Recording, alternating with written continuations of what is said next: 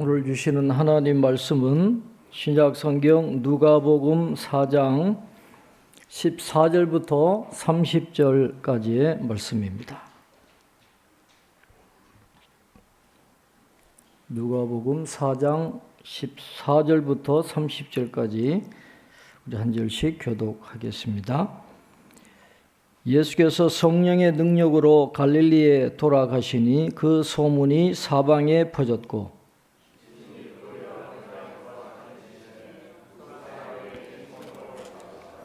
예수께서 그 자라나신 곳 나사렛에 이르사 안식일에 늘 하시던 대로 회당에 들어가사 성경을 읽으려고 서심해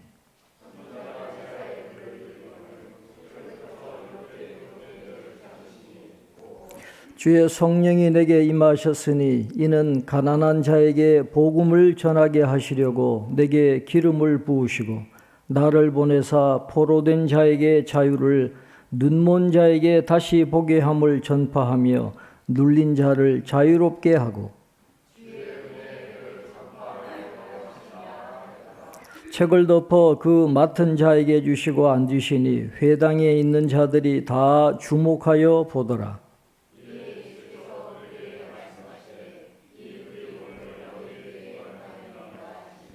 그들이 다 그를 증언하고 그 입으로 나오는 바 은혜로운 말을 놀랍게 여겨 이르되 이 사람이 요셉의 아들이 아니냐.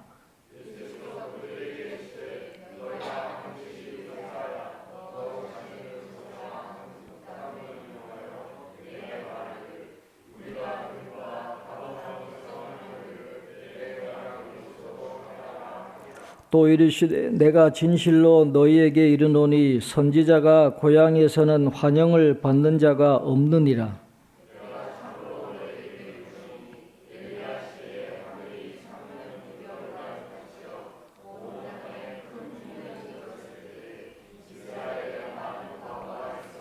엘리야가 그중 한 사람에게도 보내심을 받지 않고 오직 시돈 땅에 있는 사렙다의 한 과부에게 뿐이었으며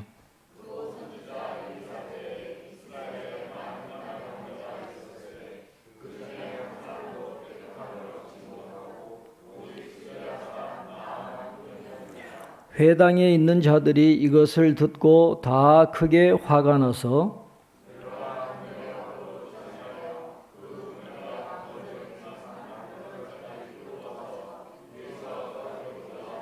함께 봅니다.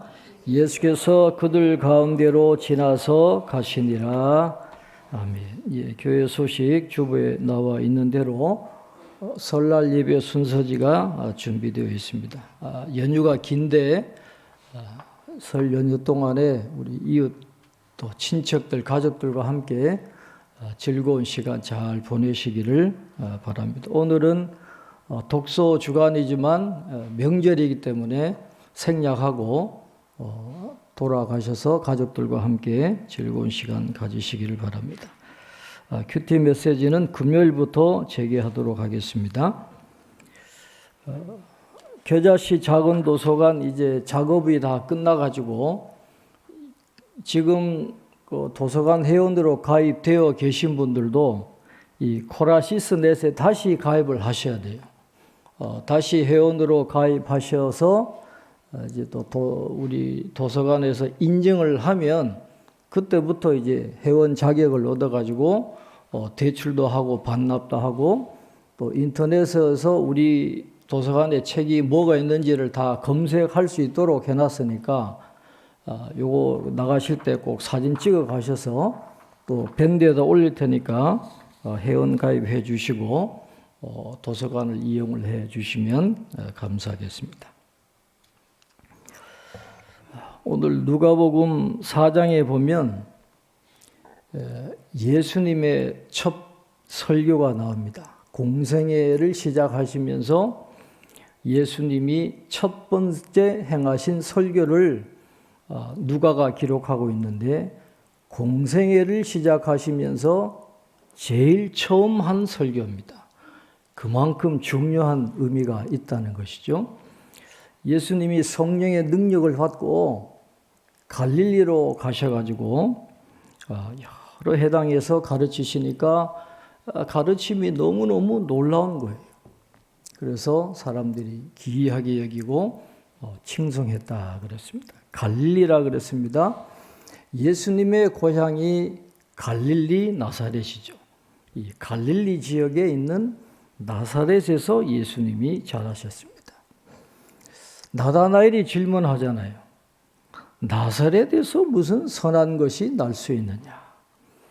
유대인들에게 있어서 나사렛 갈릴리 지방은 굉장히 이미지가 좋지 않은 그런 곳입니다. 이 갈릴리 지역 하면은 그 납달리 지파와 스불론 지파의 땅이거든요. 이사야서를 보면 그것을 흑암의 땅이라 그랬어요. 그러니까 아수르 제국이 북이스라엘을 점령하고 이민 정책을 쓰잖아요. 이민족을 그곳에 정착하게 해가지고 이방인들이 거기에 터를 딱 잡고 이 혼혈되어 있어 섞여 있는 그런 지역이기 때문에 이방의 갈릴리라 그러기도 하고 굉장히 이미지가 좋지 않았던 그런 곳입니다. 이 갈릴리 지역은 상부 갈릴리가 있고 하부 갈릴리 이렇게 상하로 나뉘어지는데 나사렛이나 갈멜산이나 무기토나 이건 전부 하부 갈릴리예요. 하부 갈릴리에는 그래도 사람들이 좀 살았지만은 이 상부 갈릴리 저 위쪽은 이 토지도 굉장히 척박하고 사람도 많이 안 살았는데 주로 거기에 누가 숨었느냐? 강도들. 이런 사람들이 거기에 숨어 살던 은신지가 바로 상부 갈릴리였어요. 예수님이 사시던 이 나사렛이라고 하는 도시에서 북서쪽으로 한 5.6km 걸어서 1시간 정도 거리가 되는데 거기에 가면 성경에는 나오지 않지만 갈릴리 중심 도시인 세포리스라는 도시가 있었어요. 세포리스라는 도시, 여기에 로마군이 주둔하고 있었습니다. 그래서 이 나사렛과 이 갈릴리 사람들은 항상 이 로마가 우리를 감시하고 있다라고 하는 그런 생각을 늘 하면서 그렇게 불안하게 살았던 것을 보게 됩니다. 이 세포리스에는 주민이 한 3만 명쯤 살고 있었는데 거기를 고고학적으로 이렇게 발견을 해보니까 이 아고라 시장이잖아요. 헬라의 도시에 가면 아고라가 있습니다. 시장이 있고 극장이 있고 목욕탕이 있고 또 헬라식 체육관이 딱 갖추어진 모든 헬라의 문명이 다 들어와 있는 이 세포리스라고 하는 그 도시가 나사렛에서 비록 1시간 거리에 그렇게 위치해 있었어요. 예수님이 나사렛에서 자랐었습니다. 예수님이 예루살렘 같은 화려한 도시의 권력자들과 함께 산 게 아니에요. 로마 군인들의 그 감시를 받고 억압을 당하고 그 이방인들과 함께 섞여 사는 그 갈릴리 흑암의 땅 그곳에서 예수님이 살고 가셨다라는 것이죠. 그런데 예수님이 그런 곳에서 살아나셨지만은 고향에 대한 애착이 있으셨던 것 같아요. 특별히 오늘은 나사렛을 찾아가십니다. 아마 거기에 가셔서 말씀도 전하고 싶고 또 그들에게 기적도 베풀어 주고 싶고 고향 사람들에게 많은 은혜를 베풀어 주고 싶은 그런 마음으로 이제 나사렛에 들어가서 늘 하시던 대로 안식일에서 회당에 가가지고 안식일을 지키게 되는 것입니다. 그래서 회당에서 예배 드릴 때 대표자가 성경을 읽는 그런 순서가 있어요. 특별히 랍비가 온다든지 유명한 사람이 오면 그분이 성경을 읽고 설교하도록 그렇게 회당장이 부탁을 하는데 아마 예수님에 대한 소문을 들은 것 같아요. 그래서 예수님께 성경을 읽어달라 그렇게 부탁을 한 것 같아요. 그래서 우리가 성경을 쭉 읽어보면 예수님께 드린 것이 이사야 선지서고 그 다음에 예수님이 이사야서 61장 1절로 2절을 읽으시면서 첫 설교를 행하시는데 이건 우연이 아니라 예수님이 이사야서 61장 1절 2절을 의도적으로 찾아서 읽으신 것으로 그렇게 이해를 하고 있습니다. 우연한 게 아니에요. 예수님이 이사야서 61장 1절로 2절을 의도적으로 뽑아가지고 첫 설교를 이 말씀으로 행하셨다라는 것입니다. 자, 그 첫 설교가 바로 이사야서 61장 1절로 2절을 인용하신 것인데, 우리 18절, 19절 우리 한번 같이 읽겠습니다. 18절, 19절입니다.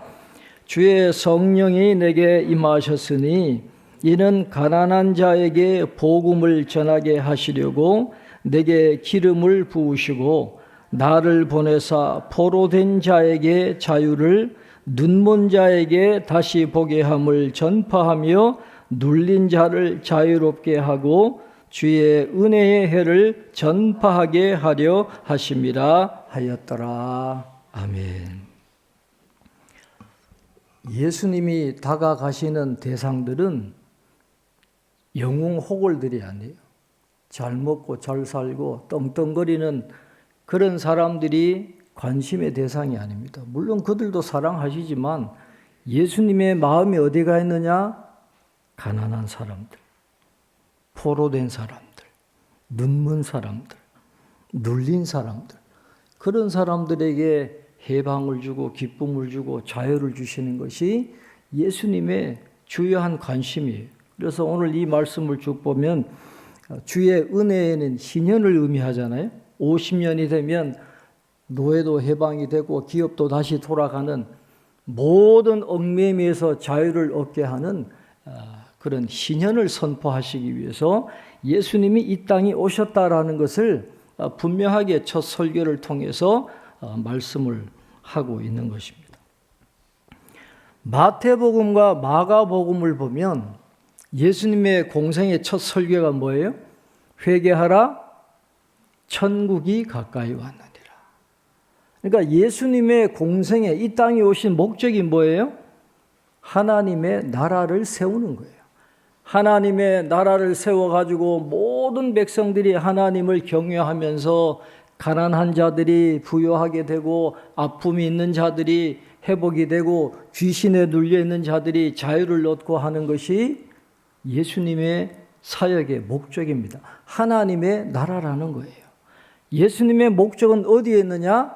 하나님의 나라를 세우는 데 있다는 것이 첫 설교의 핵심입니다.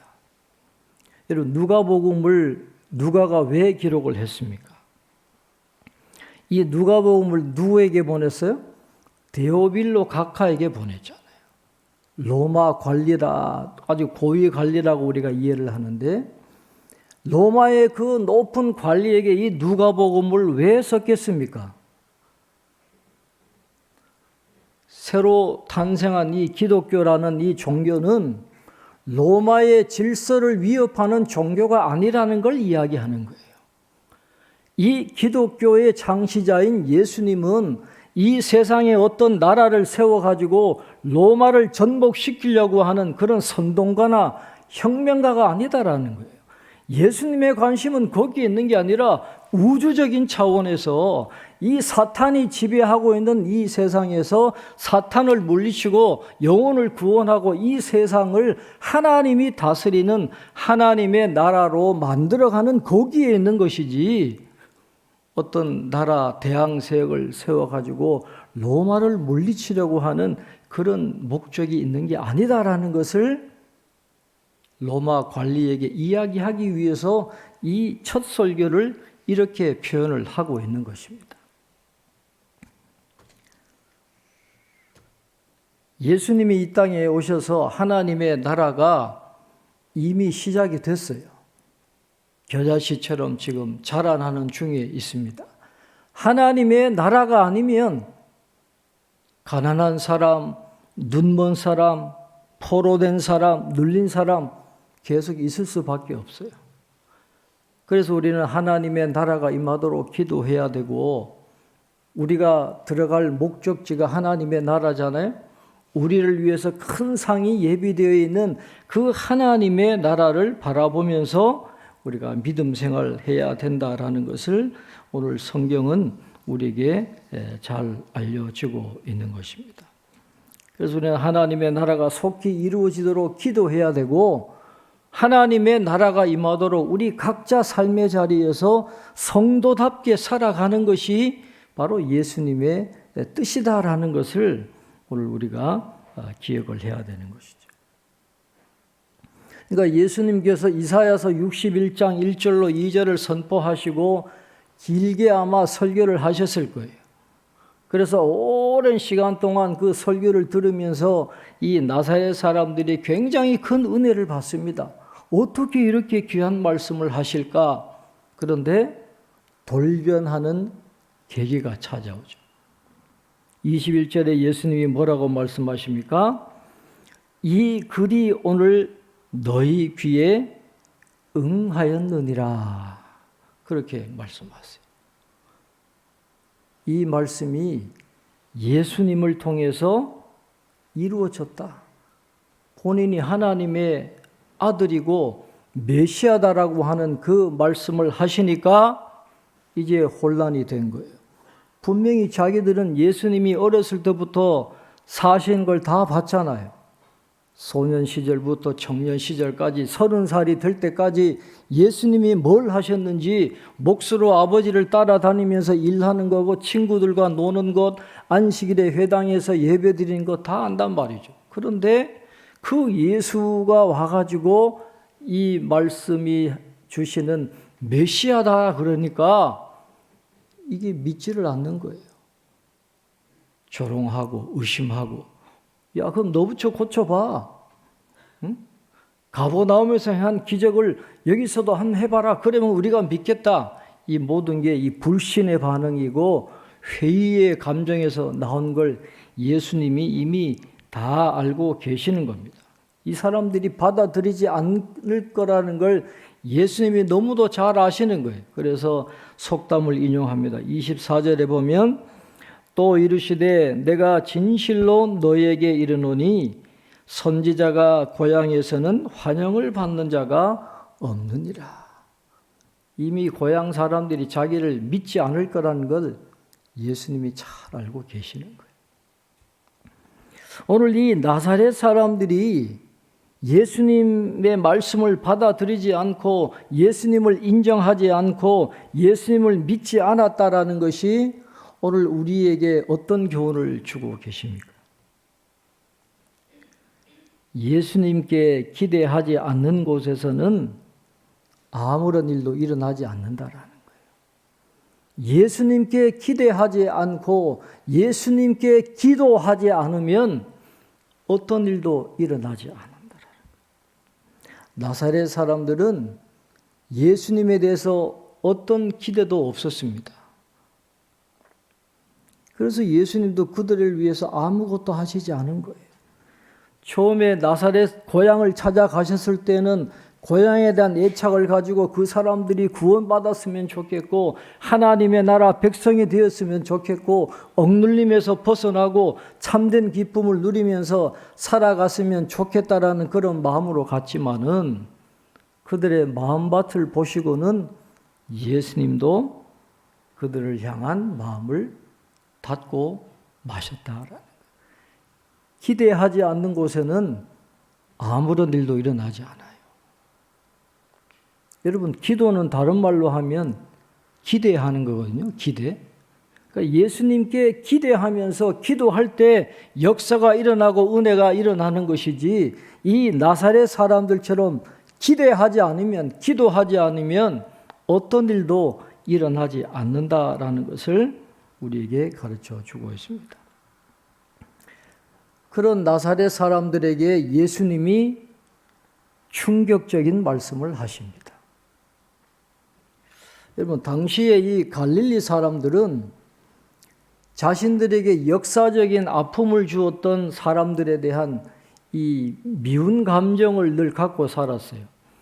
우리나라가 일본에 대한 그런 감정이 있는 것처럼 이 갈릴리 사람들, 나사렛 사람들을 포함해서 이 갈릴리 사람들은 누구에 대해서 그런 역사적인 원한을 갖고 있느냐? 두 부류입니다. 하나는 이 베니게 쪽에 있는 두로와 시돈 사람들. 이 베니게의 두로와 시돈 사람들에 의해서 아픔을 당한 경험이 있어요. 갈릴리 사람들이. 그 다음에 또 한 무리는 동쪽으로 수리아 사람들, 아람이라 그러잖아요. 시리아 사람들로 인해서 어려움을 당했던 그런 역사적인 아픔이 있어요. 그래서 이 베니게 사람들, 수리아 사람들 원수처럼 그렇게 생각합니다. 그러니까 고향 사람들이 예수님을 받아들이지 않으니까 예수님이 두 가지 예를 들면서 이방인에게 그 은혜가 갈 거라는 걸 이야기하잖아요. 뭐라 그럽니까? 25절에 보면 엘리야 시대 말씀을 하시는 거예요. 3년 6개월 동안 이스라엘 땅에 비가 오지 않으니까 얼마나 힘들었겠어요. 이스라엘의 굶주린 사람들이 그렇게 많고 많은 과부가 있었지만 엘리야가 누구에게 번영을 받았어요? 시돈 땅에 있는 사렙다의 한 과부에게 뿐이었다. 그렇게 이야기해요. 여러분 시돈이 어디예요? 베니게잖아요. 베니게. 갈릴리 사람들, 나사렛 사람들을 그렇게 힘들게 했던 그 시돈 땅의 과부가 은혜를 받았다. 너희들은 은혜를 받지 못했지만 너희들이 원수처럼 생각하는 시돈 땅에 있는 한 과부에게 하나님의 은혜가 임했다라는 거예요. 그 다음에 27절에 보면 엘리사 선지자 때에 이스라엘의 나병 환자들이 그렇게 많이 있었지만은 그러나 엘리사 선지자를 통해서 나음받은 사람은 누구예요? 수리아 사람. 나아만밖에 없다는 거예요. 시리아, 아람. 그렇게 갈릴리 사람들을 힘들게 했던 이 시돈 땅에 있는 과부, 이 아람에 있는 수리아 사람, 나만이 나병에서 고치는 그런 은혜를 받았다라는 걸 예수님이 지금 의도적으로 이야기하니까 이 부글부글 끓게 되는 것이죠. 예수님께서 엘리야 시대의 과부를 이야기하고 엘리사 때의 이 수리아 사람 나아만을 이야기하는 이야기를 한 것으로 이 누가가 누가복음을 이렇게 기록한 것은 이게 굉장한 일이에요. 예수님의 관심은 유대인들에게만 국한되어 있지 않다라는 거예요. 이스라엘 백성들은 이 선민의식이 가득해 있어가지고 자기들만 하나님의 나라에 들어가고 자기들만 하나님의 은혜와 구원을 받는다라고 생각을 했는데 지금 예수님이 이 시돈 사람들이 은혜 받았다, 아람 사람들이 은혜 받았다 이렇게 말씀하시는 것은 이제 구원이 누구에게로 가느냐? 이방인에게로 간다라는 것을 공식적으로 선포하신 것입니다. 그래서 누가복음에는 이 이방인의 구원이라고 하는 주제가 계속해서 나오고 있습니다. 이 예수님의 첫 설교가 앞으로 누가복음에 계속해서 반복적으로 나오게 되는, 유대인만 구원받는 게 아니에요. 하나님의 구원은 이제 이방인을 향해서 간다라고 하는 그런 말씀을 지금 예수님께서 하고 계신다라는 것이죠. 그러니까 이 나사렛 사람들이 어떻게 반응을 합니까? 자, 28절, 29절 우리 한번 같이 읽겠습니다. 회당에 있는 자들이 이것을 듣고 다 크게 화가 나서 일어나 동네 밖으로 쫓아내어 그 동네가 건설된 땅 산 낭떠러지까지 끌고 가서 밀쳐 떨어뜨리고자 하되 그랬습니다. 화가 나가지고 부글부글 끓어가지고 이 나사렛이 산 위에 있었던 그런 동네거든요. 그러니까 낭떠러지가 많아요. 그러니까 예수님을 그것으로 끌고 가가지고 아주 밀쳐 떨어뜨려서 예수님을 죽여버리려고 그렇게 분노하는 반응을 보였다. 그렇게 말씀을 하고 있습니다. 당시 유대인들이 이렇게 돌로 쳐 죽일 수 있는 그런 죄가 몇 가지 있어요. 부적절한 성관계를 하다가 발각되었다든지, 아니면 신성 모독을 했다든지, 우상 숭배하든지, 점을 치는 행위를 했든지, 안식일을 더럽혔든지 부모를 저주했든지 이런 사람들은 돌로 쳐 죽일 수 있었어요. 낭떠러지에 밀어 죽여도 아무 문제가 없었어요. 그러니까 나사렛 사람들은 예수님을 지금 신선 모독자로 보는 거예요. 자기가 요셉의 아들이면서 이 하나님의 아들 메시아라 그러고 자기들을 무시하면서 구원이 이방인에게로 향한다 그러니까 이게 선민의식이 있는 유대인들이 너무너무 화가 나가지고 아예 예수님을 죽여버리려고 그렇게 한 거죠. 그러나 예수님은 신비한 방식으로 빠져나갑니다. 그리고 어디로 가세요? 가버나움으로 가셔서 본격적인 선교 활동을 하시는 것을 보게 됩니다. 그래서 이 플루머라고 하는 이 학자의 의견에 의하면 예수님이 이 나사렛에서 그 쓰라린 경험을 했기 때문에 두 번 다시 나사렛으로 가지 않으셨다. 그렇게 보는 거예요. 그러니까 이 나사렛은 그 이후로 은혜의 문이 닫혀요. 예수님을 받아들이지 않고 예수님을 죽이려고 했던 그 한 번의 실수 때문에 나사렛은 하나님의 은혜, 예수님의 은혜의 문이 꽉 닫혀버리는 그런 결과를 낳게 되는 것입니다. 그래서 오늘 이 말씀을 읽으면서 우리가 은혜 받는 비결이 뭐냐? 예수님을 믿는 믿음밖에는 없다라는 것입니다. 신앙생활 복잡하게 생각할 필요가 없어요.